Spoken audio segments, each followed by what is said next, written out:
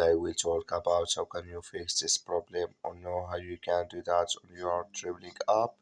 So all you have to do, you just click here on settings here.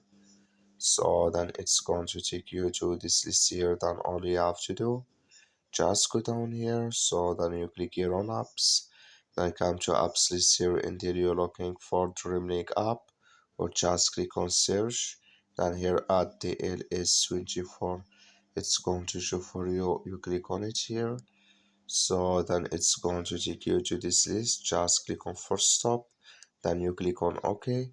So then you go down, just click here on storage. Come to storage list here, just click on clear cache.